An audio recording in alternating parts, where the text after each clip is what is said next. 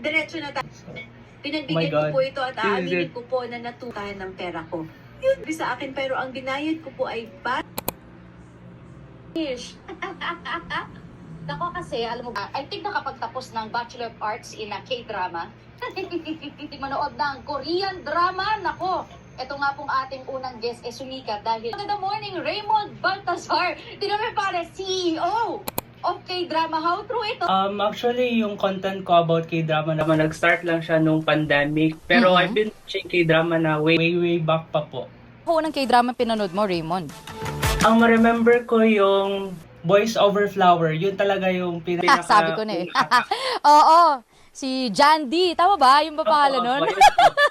Oo, tsaka yung tunog neto dati. Ano? Pero itong pag-umpisa mo sa content creation, sabi mo kasi pandemya ka talagang, kumbaga parang full blast no, sa pagmamarathon ng mga K-drama. Ngayon dito